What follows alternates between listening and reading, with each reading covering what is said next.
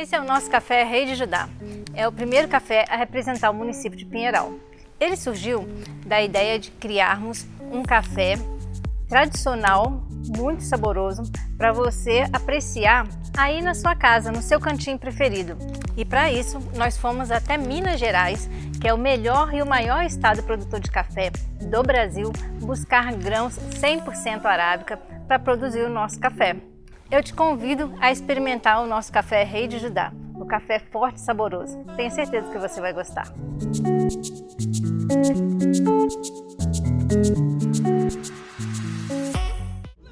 Eu quero apresentar a você que sempre teve vontade de realizar sua faculdade, mas sempre teve a dificuldade da distância ou até mesmo do fator financeiro. Eu quero te apresentar a UniUB Paulo Pinheiral, Universidade à Distância. Agora você pode fazer sua graduação com mensalidades super acessíveis, a partir de R$ 149,00. E o melhor, sem sair de casa, tudo pelo tablet, celular ou computador, e sem perder a qualidade de formação presencial. Entre em contato com o telefone que está aqui na tela e realize o seu sonho de conquistar a sua formação profissional. UniUB Paulo Pinheiral, nada pode parar você. E se você precisar de alguma coisa, tirar alguma dúvida, resolver algum problema, a UniUB Paulo Pinheiral fica anexo a Inforpil. Estamos de braços abertos esperando por você. Vem estudar com a gente!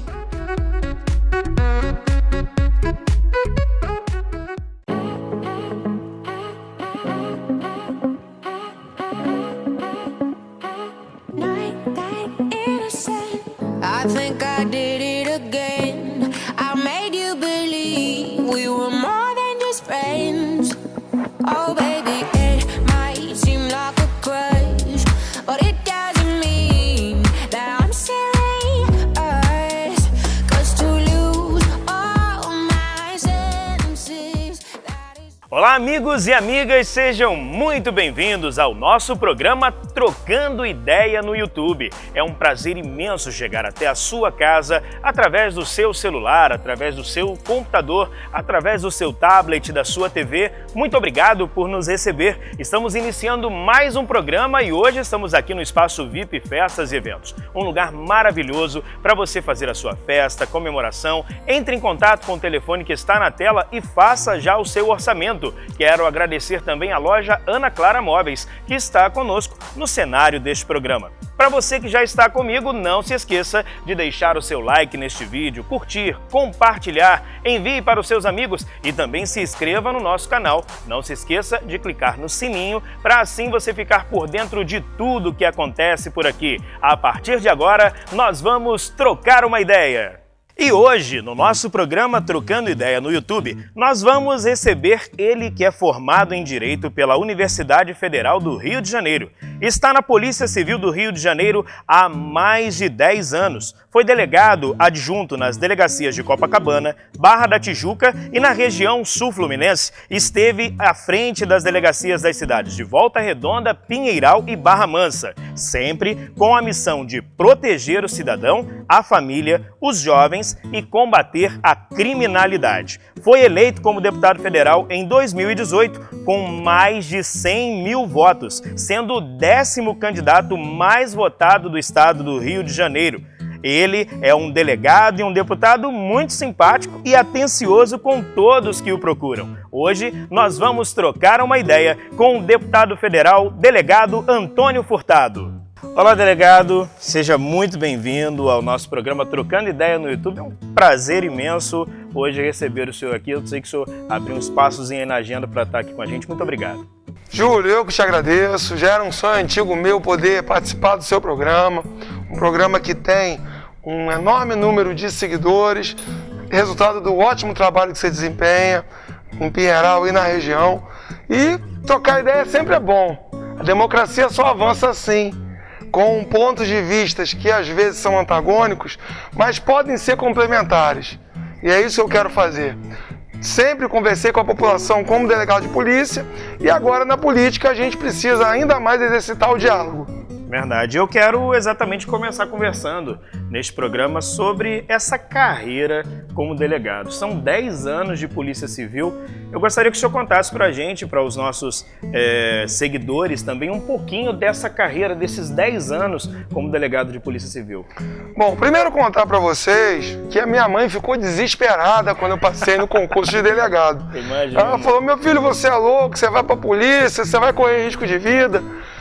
E a polícia é um lugar complicado, eu não queria que você fosse policial, meu pai já era falecido, seu pai não gostaria. Eu falei, mãe, mas veja que a senhora me deu princípios, valores, a senhora me educou, e eu quero ser um bom policial, eu quero que as pessoas confiem na polícia, e por isso eu quero poder fazer um bom trabalho. Estudei, me qualifiquei, sou formado em Direito pela FRJ. Depois de alguns anos, estudei 3 anos para passar na prova de delegado, consegui em 10 mil candidatos ser o primeiro lugar, Júlio. Olha que legal. Para mim isso é uma enorme vitória, até porque eu nunca imaginei que seria primeiro lugar de nada. Tá? Isso aconteceu e na polícia eu tenho enorme satisfação de ter trabalhado nessas delegacias a que você se referiu, mas a minha carreira de fato despontou aqui no Sul Fluminense, quando eu recebi a oportunidade em 2011 para ser delegado titular de Volta Redonda. E eu me lembro, Júlio, da primeira entrevista que eu dei, onde eu falei que eu queria realizar um pacto com a população de Volta Redonda, para que ela confiasse na polícia, para que ela trouxesse as suas denúncias e entendesse que o meu conceito é de polícia cidadã. É aquela polícia que é dura com os maus, que cumpre a lei, mas é protetora, é acolhedora e quer ajudar o cidadão de bem. E graças a Deus isso foi conseguido. E de lá para cá, nas cidades onde eu atuei, especialmente Sul Fluminense, podemos falar de Pinheiral e Barra Mansa, eu consegui aumentar o rol de amigos. E eu entendo o seguinte, ninguém, Júlio, vai numa delegacia num bom momento. Quem vai numa DP está com um problema, ou consigo, ou com um familiar seu. Pode ser um roubo, pode ser um estelionato, uma lesão corporal, às vezes, infelizmente, um homicídio, uma questão de violência doméstica. Como delegado de polícia, eu sempre cobrei das minhas equipes que tratassem aquele cidadão ou cidadã que chega, a vítima, com muito carinho, com muita atenção, de uma forma humanitária, de forma solidária. Eu sempre disse, trate quem está chegando aqui como se fosse seu pai, sua mãe, alguém da sua família. Isso faz toda a diferença. Muito importante, com certeza. Eu acredito que isso tenha me ajudado muito na minha carreira. Muito interessante. E esse olhar todo diferenciado para a população mostra um outro lado também do trabalho da polícia, né? Mostra esse ar de proteção, de conforto, de gerar essa segurança nas pessoas. Júlio, você talvez não acredite, mas aqui em Pinheiral, eu cheguei até a dar conselhos sentimentais. Acredito. As pessoas me procuravam no balcão da delegacia e teve um rapaz, ele chegou de moto, parou na frente da unidade, tirou o capacete, doutor, olha, eu joguei palavras ao vento, a minha esposa ficou chateada, eu estou com uma medida protetiva, não posso me aproximar dela, mas eu a amo profundamente, eu quero que o senhor diga, eu devo voltar para ela ou não? Eu falei, amigo, é difícil te falar isso? Difícil, né? Eu estou te conhecendo há 5 minutos, como é que eu vou te dar a sua opinião? Conselheiro sentimental. Agora, deixa eu te dar um conselho jurídico, não se aproxima com a medida protetiva em vigor, porque você vai ser preso e vai ter um lugarzinho para você aqui na cela da 101 DP. E aí ele foi embora. E por falar da 101 DP, o senhor teve um bom período aqui em Pinheiral, quando veio para Pinheiral, já veio com um histórico muito positivo do seu trabalho em Volta Redonda e foi muito bem recebido, muito bem acolhido pela população de Pinheiral. E aqui também prestou, obviamente, um excelente trabalho na frente da 101 DP. Eu queria que o senhor contasse, eu tenho um público bem grande aqui de Pinheiral, que assiste os nossos programas às quintas-feiras, e eu tenho certeza absoluta que alguns episódios a mais de Pinheiral deixaram histórias aí na sua vida. Querido Júlio, não tenha dúvida nenhuma que marcou muito a minha vida o fato de ter trabalhado aqui em Pinheiral. Por quê? Cheguei, foi o meu retorno ao Sul Fluminense. Eu me recordo que na frente da delegacia, muitas pessoas vieram para me conhecer, com expectativas de como é que seria o nosso trabalho na polícia, nessa cidade. E eu posso falar que eu e minha equipe fizemos o melhor. Eu me recordo justamente que no ano que eu trabalhei aqui, nós conseguimos prender 38 criminosos. Isso foi basicamente o equivalente aos 3 anos anteriores todos. Ou seja, a Polícia Civil, em um ano, prendeu o equivalente ao que prendia nos 3 anos anteriores. E por que nós fazíamos isso? Porque eu tinha e tenho até hoje um pacto com o povo de bem. Criamos, quando eu cheguei, o Campo de Força, que era nada mais nada menos do que um disque denúncia através de WhatsApp. E eu ficava muito satisfeito quando eu percebi a confiança do cidadão de Pinheiral. De ligar, de mandar o zap, de dizer onde havia o tráfico de drogas, ou então um responsável por um homicídio que estava foragido. É justamente dessa confiança entre polícia e cidadão que nós conseguimos fazer um círculo virtuoso. Ou seja, a população denuncia, a polícia vai lá, investiga e prende, e as coisas deram muito certo. O que eu acho mais interessante, que para mim é prova de muito, é motivo de muito orgulho, é saber que o cidadão e a cidadã de Pinheiral até hoje fala para mim quando me encontra: doutor, a gente tem saudade da época que o senhor era o nosso delegado, o senhor fez um bom trabalho. Ficou um carinho muito forte. Então eu me sinto cidadão de Pinheiral e trabalho hoje em Brasília por essa cidade. E dentro do seu trabalho em Volta Redonda, em Pinheiral e em outros lugares que o senhor esteve também à frente, Barra Mansa também, eu sempre percebi que o senhor é um delegado diferente de alguns outros que gosta de dar essa visibilidade para o trabalho da Polícia Civil, né? Aprendeu, coloca na mídia, chama a imprensa. Isso é um trabalho interessante, até para gerar essa confiança. O senhor sente isso? O senhor sente que a população se sente mais confiante, mais segura quando o senhor dá essa visibilidade do trabalho positivo da Defesa Civil? Meu caro amigo, da Polícia Civil? Sim, meu caro amigo, eu tenho certeza absoluta que onde nós conseguimos tocar as pessoas foi justamente na demonstração de que éramos duros no combate à criminalidade. E eu só posso agradecer à imprensa, porque é justamente a imprensa que consegue dar visibilidade a esse trabalho. E eu sempre entendi que não adianta trabalhar no escuro. É como um ótimo funcionário, que se ele não mostra para o chefe que ele está trabalhando, qualquer hora o chefe acha que ele não faz nada. E quem é o chefe da polícia? Você que está nos assistindo. Você que é o interessado na segurança pública de qualidade. Logo, toda vez que eu e minha equipe íamos à rua ou realizávamos uma prisão, eu fazia questão absoluta de mostrar por quê. O que está errado, os crimes, o que o bandido faz, isso já é automaticamente divulgado, até pelas próprias pessoas. Logo, a gente tem que divulgar também aquilo que dá certo. E isso sempre foi uma forma minha de atuar. Tenho grandes amigos jornalistas e é interessante isso também, porque às vezes eu encontro jornalistas de Pinheiral, de Volta Redonda, de Barra Mansa, e eu ouço assim: doutor, o senhor faz uma falta. E é bom a gente ser querido. E eu quero agradecer a você, meu amigo, minha amiga, jornalista, profissional de comunicação, que certamente, ao levar as notícias das nossas atividades policiais, muitas vezes tranquilizou a população. Por quê?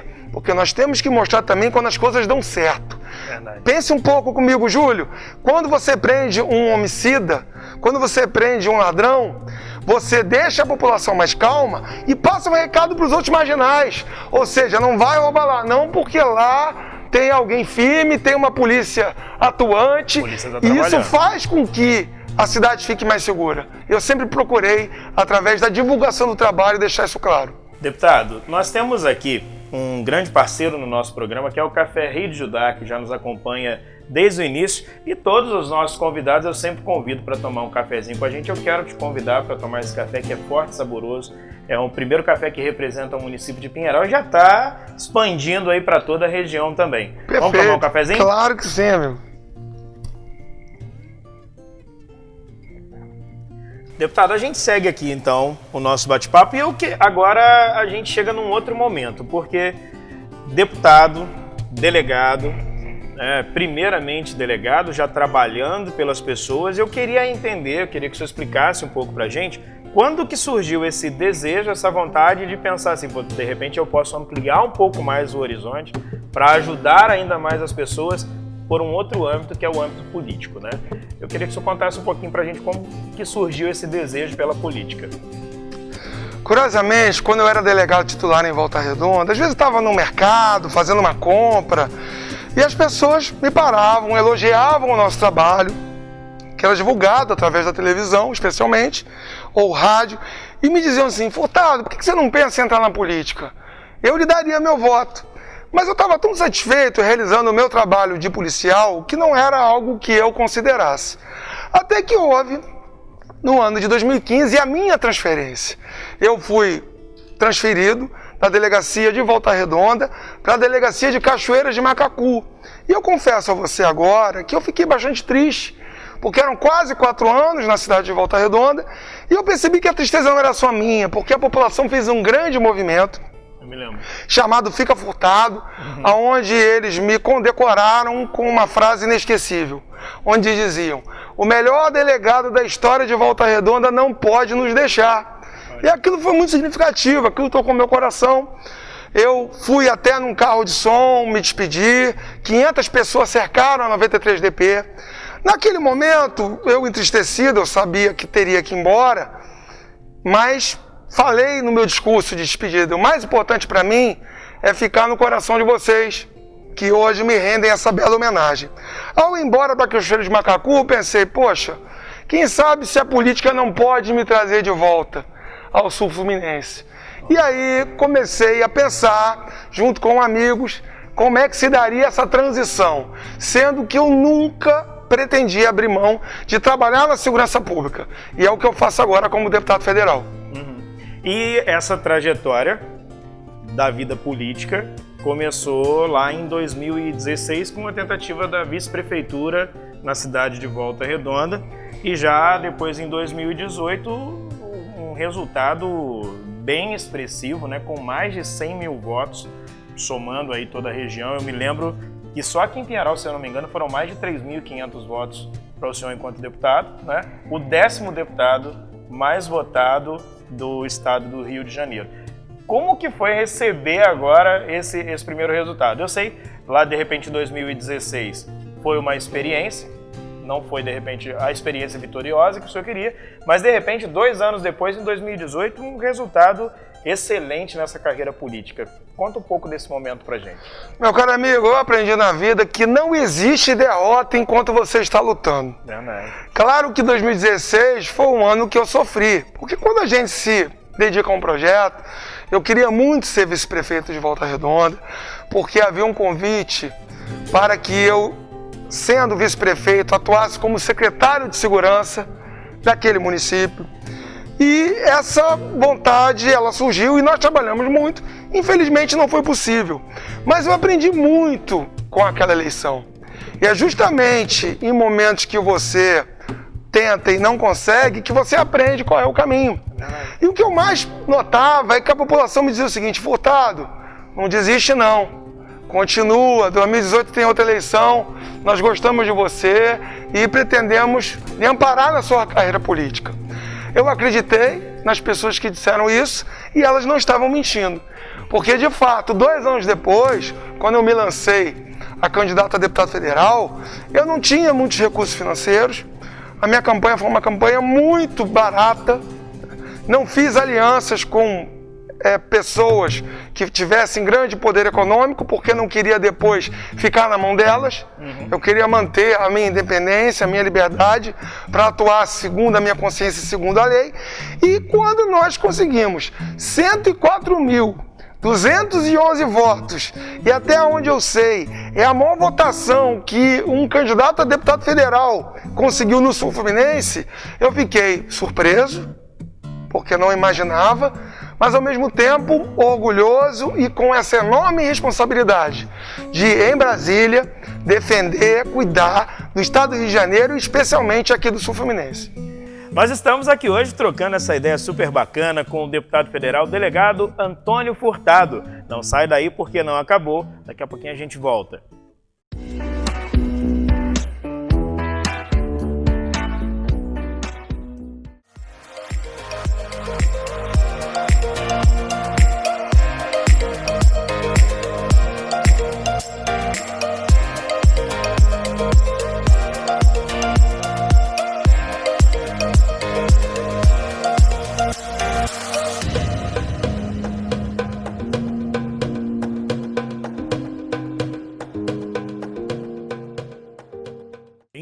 café saboroso. Com grãos 100% arábica, o café Rei de Judá tem um delicioso sabor equilibrado, levemente adocicado e com um aroma muito agradável. Com grãos do sul de Minas Gerais, o café Rei de Judá é o primeiro café a representar Pinheiral. Disponível em embalagens de 250 gramas em diversos pontos de venda de Pinheiral e Volta Redonda e ainda pela internet. Café Rei de Judá, um café forte e saboroso.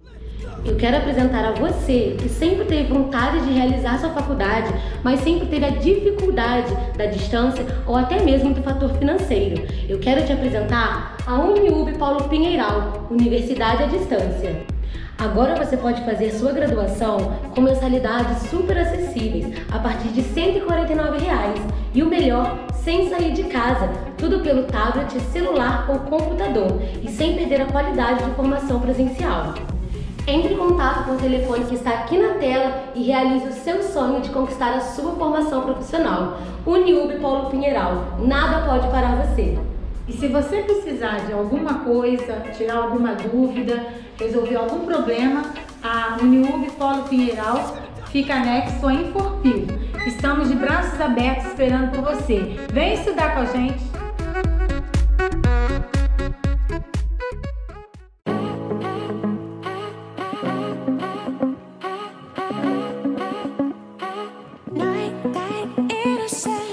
I think I did it again. I made you believe we were more than just friends. Oh baby, it might seem like a crush, but it doesn't mean that I'm serious. 'Cause to lose all my senses, that is...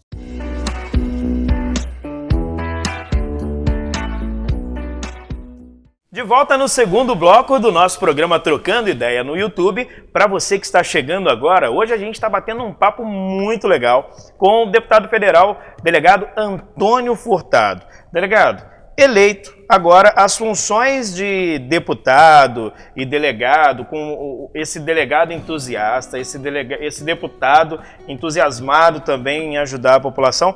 Essas duas coisas, elas se misturam, né, nesse momento. E uma das suas bandeiras, que é o combate à criminalidade, que já vinha, obviamente, sendo trabalhada enquanto delegado, agora ela se amplia enquanto deputado federal.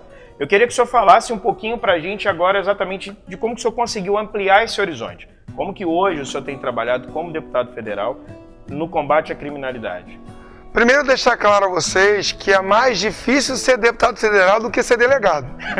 Porque como delegado a gente tem um controle maior da delegacia, a gente consegue ver mais rápido o resultado do trabalho.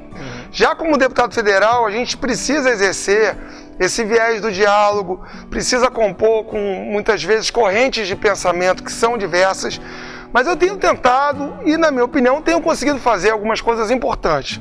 Primeiro, vamos lembrar que aprovamos em 2019 o chamado pacote anticrime. E qual é a vantagem desse pacote? Endurecer as leis para punição dos criminosos.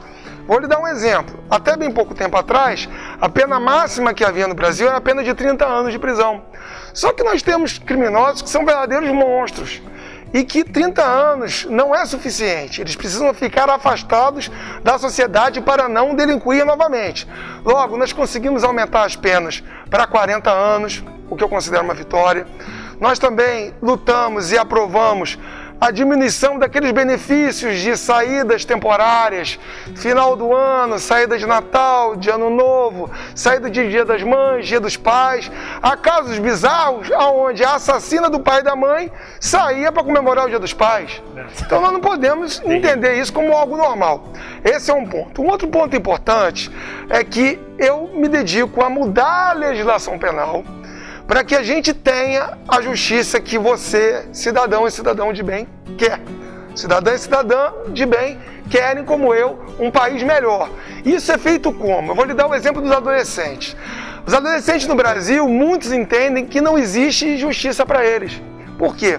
Hoje, se um adolescente mata um pai de família, tem 17 anos de idade. Qual é a pena dele? Ele não tem uma pena. Ele tem uma medida socioeducativa de internação, que é no máximo 3 anos. Então ele fica 3 anos internado e depois ele vai embora. Se ele tivesse 18 anos, dependendo da forma como ele exerceu esse homicídio, ele ficaria 30 anos. Então existe um desnível. Qual é o projeto de lei que eu propus? Fazer com que adolescentes que tenham praticado atos graves, que são análogos a crimes hediondos, aí eu posso falar latrocínio, que é matar para roubar, eu posso falar de homicídios qualificados, eu posso falar de estupro, eu posso falar também de tráfico de drogas. Na minha visão, o juiz tem que ter o poder de deixar os internados mais tempo. Então eu sou autor de uma proposta de alteração do Estatuto da Criança e do Adolescente para que não seja apenas 3 anos de internação nesses casos bárbaros, mas sim que possa chegar até 10 anos, de acordo com o convencimento do juiz. Logo, nós temos buscado realizar projetos de lei que sejam para proteger as pessoas de bem, sempre visando também a punição daquelas pessoas que realizam atos criminosos. E dentro das bandeiras que o senhor defende, nós temos também um destaque para o combate da violência contra a mulher, que inclusive também existem alguns projetos de lei já apresentados pelo senhor. Perfeito, obrigado pela lembrança, Júlio. Primeiro vamos deixar claro, um deputado federal, além de trabalhar para a aprovação de leis que ajudem o país, ele também tem a destinação de recursos, de emendas parlamentares para ajudar a cidade. Ora, nós já conseguimos destinar para a segurança pública 3.700.000 reais. E em relação aos projetos envolvendo as mulheres, nós estamos numa época de pandemia, Júlio. Infelizmente, o número de agressões às mulheres aumentou bastante por conta do isolamento. A partir daí, o que eu sugeri? Que qualquer homem, qualquer pessoa que venha a realizar algum tipo de agressão doméstica à mulher, que ele tenha uma pena dobrada. Por ser pandemia, eu entendo que o ser humano ele deveria estar mais solidário, os casais deveriam se entender melhor. Verdade. E não brigarem. O grande inimigo é o Covid-19. E não o casal, a família não deve pagar esse preço. Mas a convivência mais próxima, já que muitos ou perderam seus empregos, infelizmente, ou pelo motivo da própria doença ficaram mais tempo em casa, acabaram que migraram, passaram a realizar atos de violência. Logo, um projeto é esse, aumentar penas de violência doméstica. O outro projeto é permitir a essas mulheres que infelizmente foram vítimas de violência doméstica, familiar e íntima, que elas tenham o direito de ter a gratuidade nos transportes. Isso é muito importante. Esse relacionamento, nós tivemos aqui até um bate-papo alguns programas atrás com a comandante Andréia, também do 28º Batalhão, que ela também chegou a comentar um pouco a respeito da questão da violência contra a mulher, da violência doméstica nesse período de pandemia. E até que ela ainda citou um resultado interessante aqui da nossa região, que os números não foram, nesse primeiro momento, tão altos. Mas realmente, como o senhor falou, né, um momento onde as famílias deveriam se abraçar, né, um momento onde as famílias deveriam estar mais próximas, mais juntas, se cuidando um dos outros, acontece um aumento de violência. É muito complicado, delicado isso, né? Muito delicado e, infelizmente, quando o diálogo não reina, a lei precisa atuar de forma firme. Isso eu aprendi. Eu estudei bastante, aprendi o Código Penal, o Código de Processo Penal e a Constituição. As leis existem para que a vida em sociedade seja melhor. Nós não podemos aceitar que você, mulher, seja xingada, que você seja humilhada, que você seja ameaçada e muito menos agredida ou possa sofrer o chamado feminicídio, que acontece quando um companheiro, um namorado ou marido, ele entende que a mulher é um objeto para ele, que esse objeto é de sua posse e se a mulher não faz exatamente aquilo que ele quer, ele pode até tirar a vida dele. Não pode não. Nós não estamos na Idade Média, existem leis no Brasil, essas leis devem ser cumpridas. Acompanhamos recentemente aquele caso bárbaro daquela menina lá do Espírito Santo, que com 10 anos de idade, ela estava grávida do próprio tio, que a estuprou durante 4 anos. Pois bem, eu sou autor de um projeto de lei que aumenta as penas em caso de estupro de vulnerável, que é aquela hipótese. E o detalhe, aumenta para 40 anos a pena quando ocorre a gravidez da vítima. É uma forma que nós temos de ensinar aos delinquentes que se eles querem continuar cometendo crimes, eles têm que ir para a prisão. A sociedade de bem merece isso. E há um detalhe, Júlio, eu sei que a prisão ela não ressocializa ninguém. Infelizmente, quem entra lá sai pior. Temos uma grande missão, que é melhorar o ambiente prisional, dando trabalho a esses presos, permitindo a eles que se qualifiquem. Por quê? Porque eles não podem sair piores do que entraram, o que acontece hoje. Mas também não dá para deixá-los nas ruas. Verdade, com certeza. Mesmo que lá não seja o melhor lugar, é melhor lá do que aqui fora. Esse é o meu entendimento. Para você que está em casa assistindo o nosso programa e sempre teve aquela vontade de fazer uma graduação, uma pós-graduação e nunca soube como, eu tenho um recado muito especial da Uniub Polo Pinheiral para você. Confere aí. Para quem cuida de todo mundo, mas não se esquece de cuidar de si mesmo. Para quem mesmo tendo pouco tempo, tem muita vontade de chegar longe. Para quem não deixa de investir, mesmo com orçamento apertado. Para quem acredita que nunca é tarde demais para fazer o que gosta. Nada pode parar quem tem vontade de crescer. EAD Uniub. Nada pode parar você. Faça agora a sua inscrição. Deputado, e nós já falamos aqui um pouco sobre a pandemia, quando o senhor toca na situação da violência contra a mulher. Mas o ano de 2020 ele foi um ano complicado, né? O que lá em março falava assim, em 15 dias a gente vai resolver isso e tal. De repente o ano inteiro foi tomado por um movimento totalmente diferente, atípico a todos nós. A gente está chegando no final do ano, eu começo a ver o carnaval do ano que vem ainda abalado, as aulas ainda sem saber como vai ser. Graças a Deus aí com algumas informações um pouco mais positivas sobre vacina, o que já começa a tranquilizar um pouco a gente. Mas eu também sei que o senhor, como deputado, teve uma preocupação muito grande com os municípios, especialmente aqui com o Sul Fluminense. Eu queria que o senhor falasse um pouco dessa atuação sua, enquanto deputado, junto aos municípios da região, nesse momento da pandemia do Covid-19. Júlio, de fato, a pandemia fez com que nós, parlamentares, o mundo todo, percebeu que deveria agir. Deveria agir para que vidas fossem salvas. Infelizmente, mais de 100 mil pessoas perderam suas vidas no Brasil e eu, como parlamentar, não poderia ficar à margem do que está acontecendo. Logo, além de nós aprovarmos em Brasília o auxílio emergencial, que ajudou pessoas desempregadas a levarem o pão para sua casa, nós também conseguimos destinar quase 9 milhões de reais para o combate à Covid-19. E esse dinheiro está sendo empregado aqui no Sul Fluminense. Pinheiral recebeu, Barra Mansa, Itatiaia, Resende, Volta Redonda. Por quê? Porque é um momento onde os governos municipais, que já sofrem a precariedade das suas finanças, ficam ainda mais fragilizados. A população não tem dinheiro às vezes, nem para comer. Como é que ela vai pagar o tributo? Logo, tem que haver essa ajuda federal e eu tenho sim. Como é que eu tenho agido? Eu já fui a vários prefeitos, eu fiz uma espécie, Júlio, de radiografia de cada cidade. Levantei o que precisava de leitos, de equipamentos de proteção individual, e a gente fala aí de máscaras, de álcool em gel.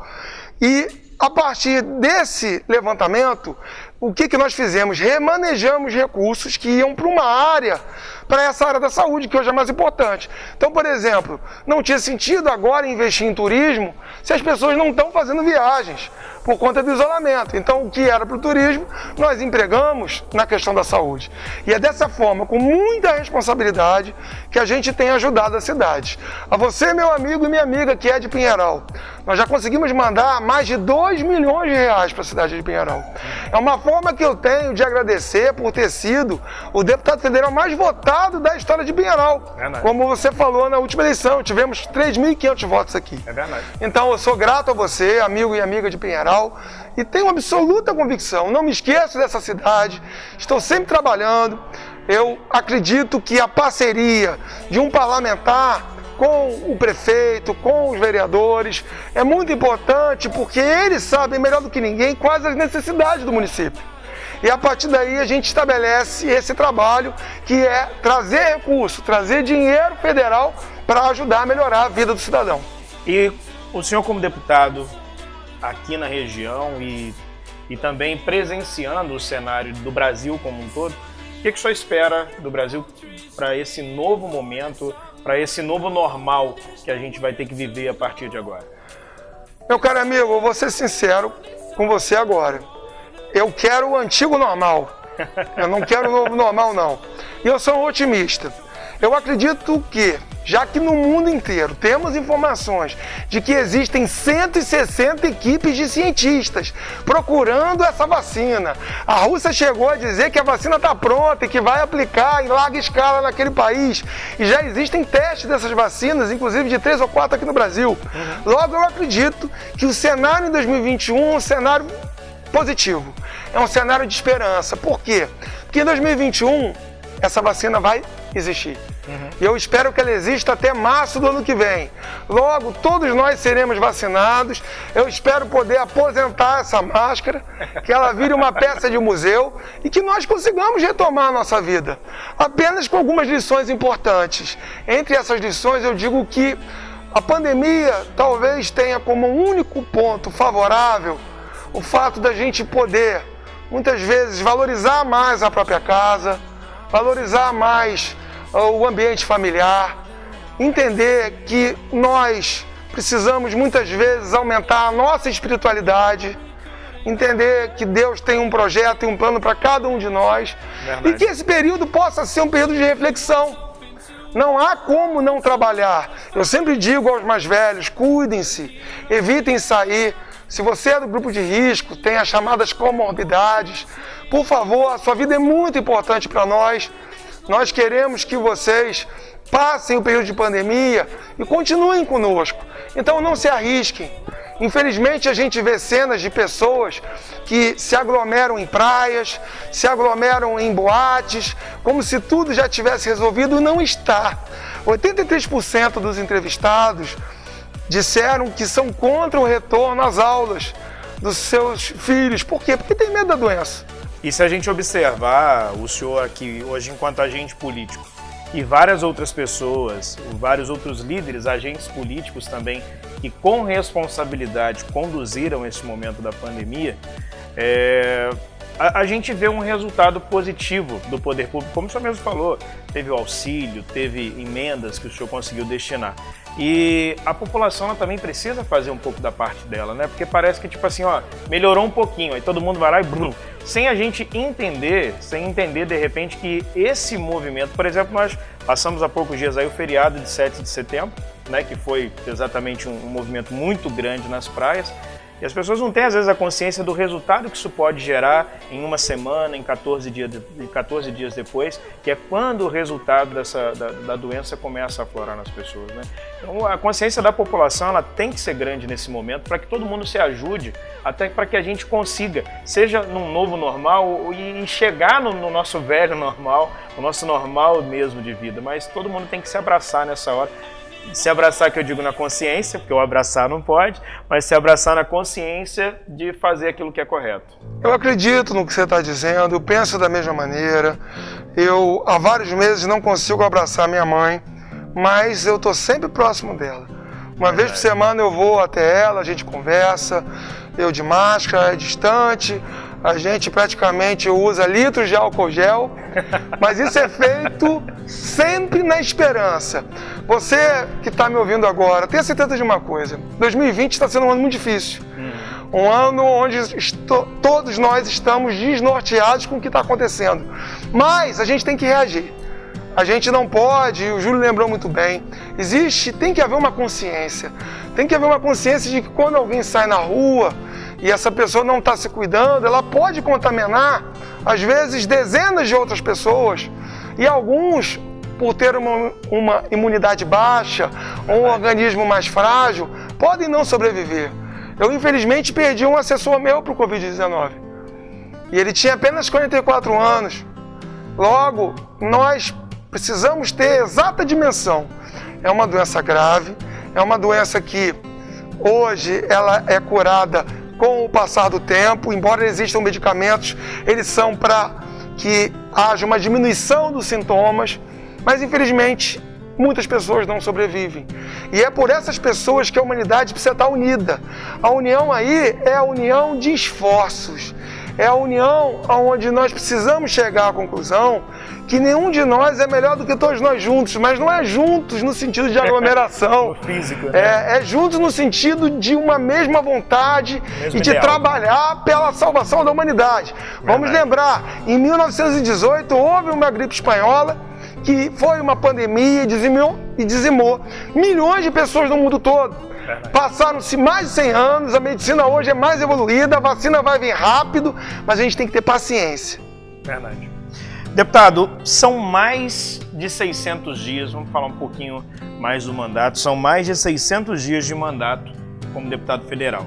E uma marca fantástica de mais de 19 milhões em emendas parlamentares destinadas às cidades do sul fluminense. Eu queria que o senhor falasse um pouco disso, desse compromisso que o senhor teve em trazer verba federal para a nossa região, para o desenvolvimento da nossa região. Olha, eu jamais abriria a mão de ajudar o sul fluminense, região pela qual eu tenho carinho e eu tenho gratidão. E é justamente por isso que nós fizemos aquilo que a gente podia fazer de melhor. Veja bem, não é comum que no primeiro ano de mandato o deputado consiga ter recursos, porque normalmente você entra no ano e as emendas são para o ano seguinte. Pois nós trabalhamos muito ano passado e já conseguimos recursos, junto ao governo federal. Recursos para ser utilizado na saúde, na educação. Vamos lembrar que nós investimos R$500 mil aqui na Escola Agrícola de Pinheiral. E eu tenho profunda admiração pelo Dr. Marcos, que é o diretor, e por toda a sua equipe. Nós conseguimos, então, recursos para custear uma nova guarita na entrada principal do campus, para que seja feita uma estrada pavimentada que leve até o prédio principal, além de compra de equipamentos e a possibilidade de que 1.200 alunos tenham 4 novos cursos, inclusive o curso de informática.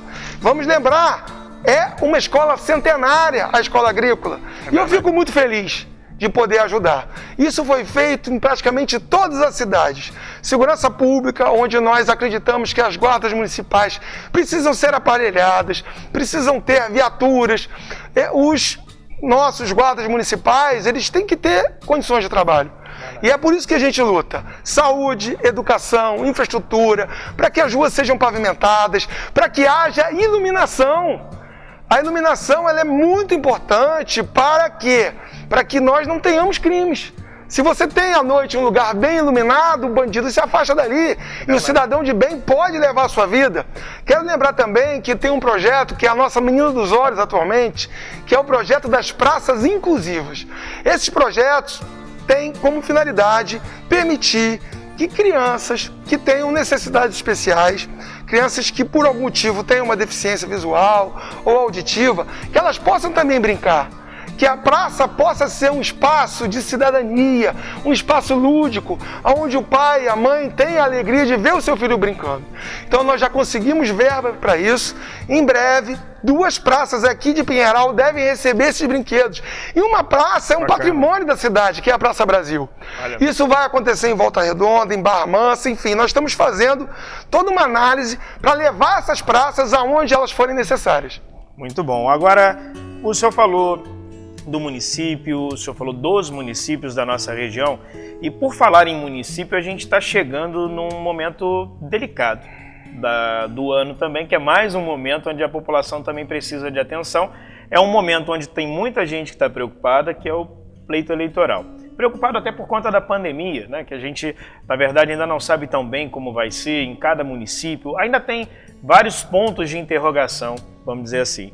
Mas eu gostaria também que o senhor, como um parlamentar, como um representante aqui da nossa região, falasse um pouco disso, sobre esse momento de responsabilidade. A gente ainda não está em período de campanha eleitoral, em breve, né? Tá bem próximo aí já, mas a gente sabe que agora é aquela hora que as pessoas batem nas nossas portas, pedem o seu apoio, enfim.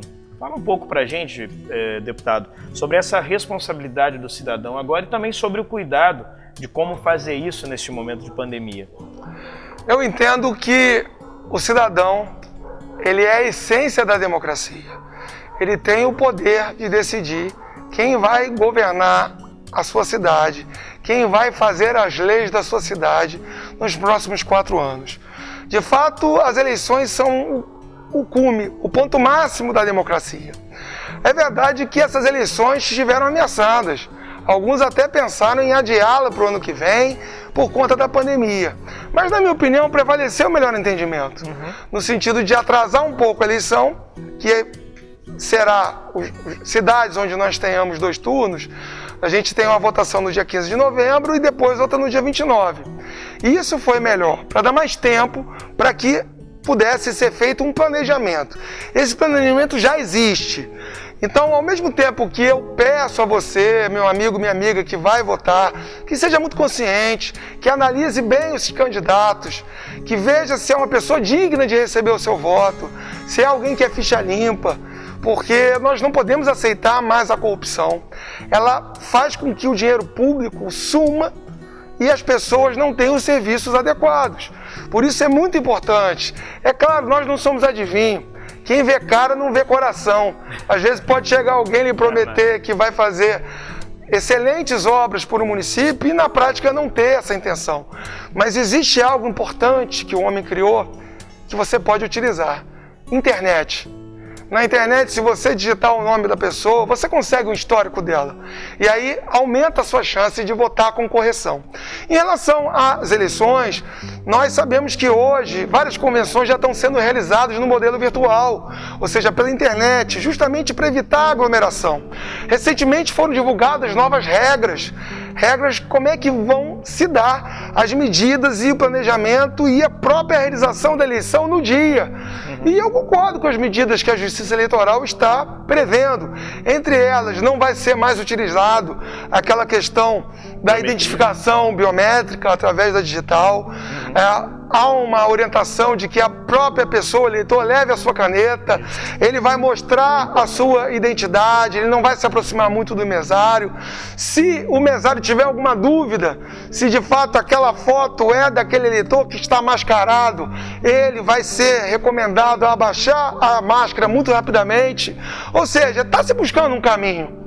Está se buscando um caminho para que, com segurança, o povo exerça o seu direito, e no Brasil também o dever, de escolher as pessoas para administrar a sua cidade. Também foi ampliado o horário, né? Vai começar a votação a partir de 7 horas, vai ter um período maior destinado às pessoas idosas, né? Para que elas sempre, me parece que é de 7 da manhã até as 10 horas da manhã. É um período mais destinado para os idosos, não é isso? Exatamente, e a gente vê isso como medidas que são salutares, para permitir que o eleitor saia de casa com tranquilidade e exerça o seu direito de voto. Alguns acreditam que nós vamos ter um número bem menor de eleitores por conta da pandemia. Muitas pessoas vão justificar o voto por motivos de saúde ou por motivos de isolamento. Ainda assim, 2020, que é um ano dificílimo de pandemia, é o ano também das eleições. Essas eleições não deveriam ser adiadas. Logo, essas medidas estão ainda em construção.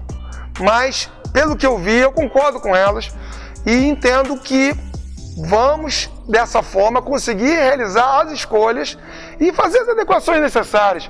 A democracia é sempre um sistema de governo em construção e aonde o povo é o grande juiz. Porque o povo tem, de 2 em 2 anos, ele é chamado a definir como é que ele quer que o Brasil, ou o Estado, ou a sua cidade caminhe.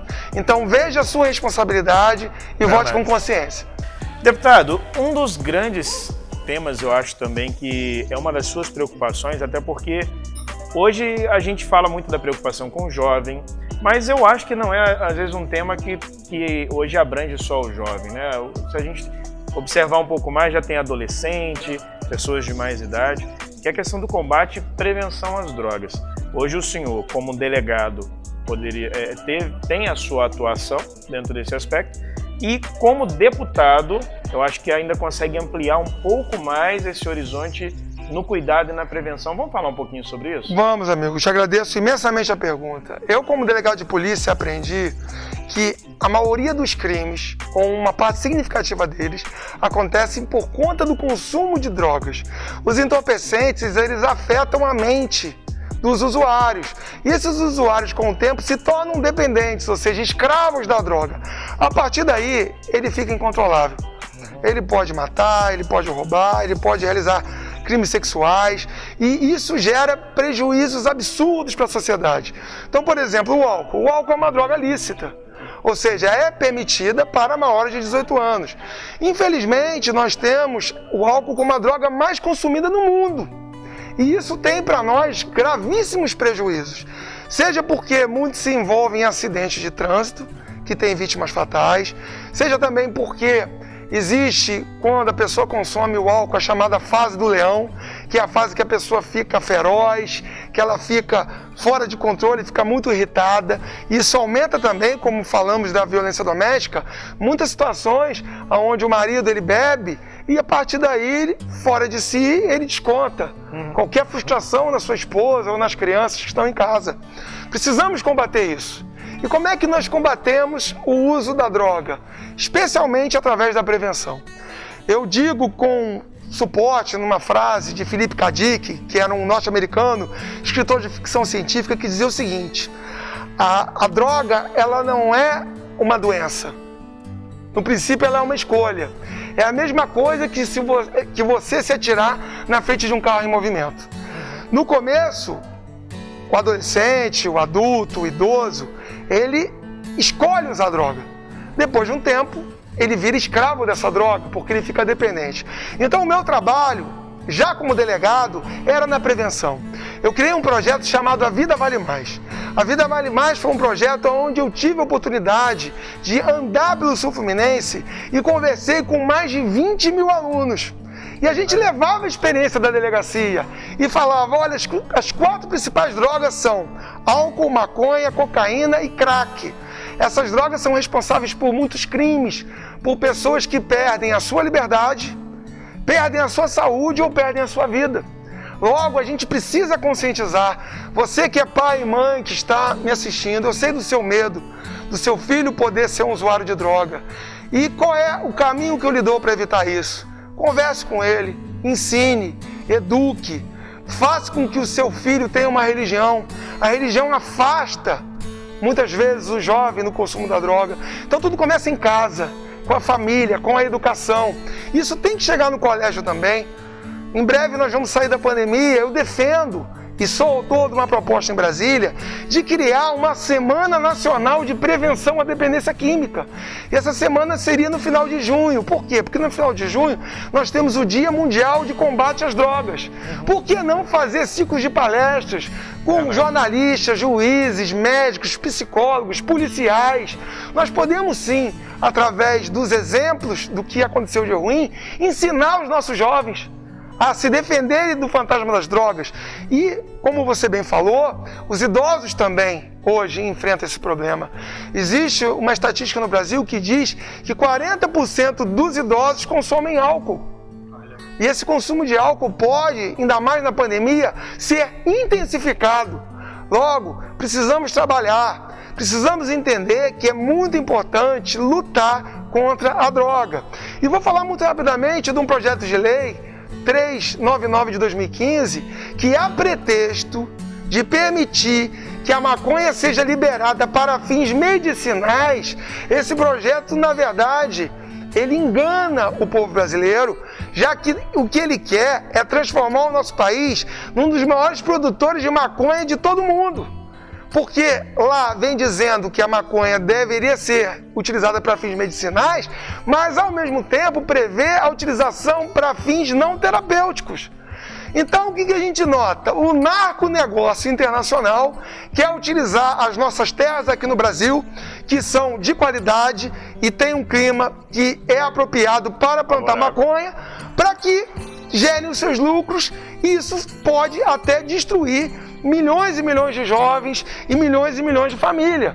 O que eu digo é o seguinte: se a maconha for liberada, o nosso sistema único de saúde, que já é fraco, que já não tem as vagas necessárias, que já não dispõe dos médicos, ele vai colapsar, porque mais jovens vão se tornar dependentes. E como é que você vai tratar dessas pessoas? Seria pior do que a pandemia. pior do que a pandemia. Na verdade, na minha opinião, já existe uma pandemia de consumo de drogas no mundo. Verdade. E essa pandemia não pode ser agravada no Brasil. Então, fica aqui o meu repúdio a qualquer forma de liberalização ou de descriminalização da maconha e de outras drogas. Por quê? Porque isso não vai na esteira do que nós queremos, que é uma sociedade forte, uma sociedade livre, com jovens produtivos, com jovens que possam ter qualificação e estudarem para que o nosso país possa se desenvolver. Olha, deputado, eu quero agradecer muito, de coração mesmo, o senhor ter aberto um espaço nessa agenda corrida. Eu imagino que, especialmente nesse período que se aproxima do período eleitoral, a sua vida deve estar bastante corrida também, né, em vários municípios, mas de estar aqui com a gente hoje no programa Trocando Ideia, eu te agradeço muito por ter aceitado o nosso convite.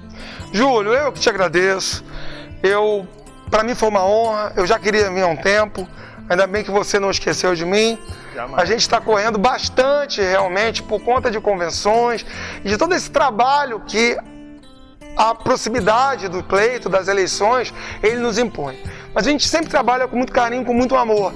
Da mesma maneira que eu sempre busquei ser um delegado consciente, respeitador da lei e próximo e solidário das pessoas, eu procurei levar o que deu certo para a política. Eu quero dizer o seguinte, não vamos nos angustiar. A cura da Covid-19 vai chegar, tenha essa esperança no seu coração. E vamos lembrar também que mesmo que estejamos todos agora vivendo momentos difíceis, momentos de sofrimento, eu vou encerrar com uma frase do Charlie Chaplin, que foi um grande ator inglês, e ele dizia o seguinte: a fé é a chave que abre a porta do impossível. Ou seja, Júlio, não existe impossível para aquele que tem fé. Deputado, e mais uma vez te agradecendo pela presença aqui com a gente, registrando para todo mundo que enquanto nós estávamos aqui com uma certa distância, eu estava sem máscara, o deputado até se manteve com a máscara durante todo o momento, mas eu quero lhe dar um presente desse nosso parceiro, o Café Rei de Judá, que está aqui com a gente, para levar para casa, para o senhor continuar lá experimentando sobre o que a sua mãe gosta. Gosta muito. Olha, é um ótimo café, Rei de Judá. Conheço, inclusive, a dona do café, uma pessoa especial. Presente que eu recebo com muito carinho. Mais uma vez, obrigado. E para você que esteve com a gente em mais um programa Trocando Ideia no YouTube, o meu muito obrigado. É sempre um prazer estar com você. Não se esqueça de deixar o seu like neste vídeo, de compartilhar com os seus amigos e se ainda não se inscreveu, se inscreva no nosso canal. Aliás, eu quero registrar aqui que essa semana ultrapassamos a margem de 600 inscritos no nosso canal e é um prazer imenso ter você aqui conosco. Deixe seu like, se inscreva, marque no sininho e também não se esqueça de nos seguir em nossas redes sociais, no Instagram, @portal Trocando Ideia, no Facebook, @portal Trocando Ideia. E todos os dias você fica muito bem informado com o nosso portal trocandoideianoticias.com.br. Até o próximo programa, um forte abraço a todos vocês!